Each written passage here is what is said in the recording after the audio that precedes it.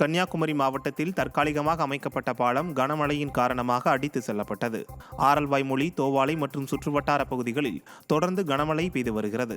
இதனால் தோவாளையிலிருந்து தாலாக்குடி செல்லும் சாலையில் உள்ள உப்பாத்து கால்வாயின் மேல் அமைக்கப்பட்ட தற்காலிக பாலமானது கனமழையில் அடித்து செல்லப்பட்டது. இதனால் அப்பகுதியில் போக்குவரத்து துண்டிக்கப்பட்டுள்ளது.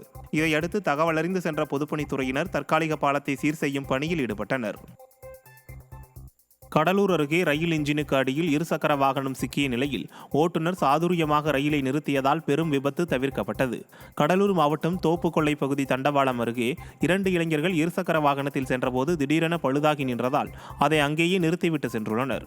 அப்போது மின்னல் வேகத்தில் வந்து கொண்டிருந்த ரயிலின் ஓட்டுநர் தண்டவாளம் அருகே இருசக்கர வாகனம் நிற்பதைக் கண்டு அதிர்ச்சி அடைந்தார். சுதாரித்துக் கொண்ட ரயில் ஓட்டுநர் ரயிலை சாதுரியமாக நிறுத்த முயன்றுள்ளார். இருப்பினும் ரயில் இன்ஜினுக்கு கீழே இருசக்கர வாகனம் சிக்கிக் கொண்டது. இந்த நிலையில் பொதுமக்களின் உதவியுடன் இருசக்கர வாகனத்தை மீட்ட போலீசார் அதை தண்டவாளம் அருகே நிறுத்திவிட்டு தப்பிச் சென்ற இளைஞர்களை தேடி வருகின்றனர். கோவை மாவட்டம் சரவணம்பட்டி பகுதியில் அபாய நிலையில் உள்ள அரசு உயர்நிலைப் பள்ளியின் சுற்றுச்சுவர் அருகே யாரும் செல்ல வேண்டாம் என அறிவிக்கப்பட்டுள்ளது. சரவணம்பட்டி பகுதியில் செயல்பட்டு வரும் அரசு உயர்நிலைப் பள்ளியில் கடந்த சில மாதங்களுக்கு முன்பு சுற்றுச்சுவர் கட்டப்பட்டது. இந்த சுவரானது தற்போது இடிந்து விழும் நிலையில் இருப்பதால் யாரும் அருகில் செல்ல வேண்டாம் என பள்ளி நிர்வாகம் பேனர் வைத்துள்ளது. கோடை விடுமுறை முடிந்து பள்ளிகள் திறப்பதற்கு முன்பாக விடிய அரசு அதிகாரிகள் நடவடிக்கை எடுக்க வேண்டும் என மக்கள் வலியுறுத்தியுள்ளனர். சிவகங்கை மாவட்டம் பழமலை நகரில் சாலை போடுவதற்காக இடிக்கப்பட்ட வீடுகளுக்கு நெடுஞ்சாலைத்துறை இழப்பீடு வழங்காததால் நரிக்குறவர்கள் பரிதவிப்பதாக கூறப்படுகிறது. பழமலை நகரில் 400க்கும் மேற்பட்ட நரிக்குறவர் குடும்பங்கள் வசித்து வருகின்றன. இங்குள்ள 9 குடியிருப்புகள் இடிக்கப்பட்டு சுற்றுச்சாலை அமைக்கும் பணிகள் நடைபெற்று வருகின்றன.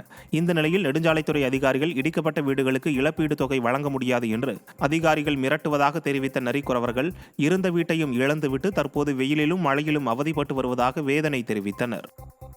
₹1 பொட்டுக்கு கூட கொடுக்கல சார். நாங்கள் அதெல்லாம் வேணாம் சொல்லிட்டோம். நாங்கள் இருந்து வாழ்ந்த இடம் 3 சென்ட் இடம், ஏதோ ஒரு வீடு, அது மட்டும் கொடுத்தா போதும் சார் எங்களுக்கு. அதனால தான் நாங்கள் பேசாமல் இருக்கிறோம் சார். இல்லை சார், இடத்தையும் கட்டலை, வீடு கட்டி கொடுத்து தான் எடுக்கணும்னு பேச்சு. செங்கல்பட்டு மாவட்டம் மதுராந்தகம் அருகே இடி தாக்கியதில் 5 பேர் படுகாயமடைந்தனர்.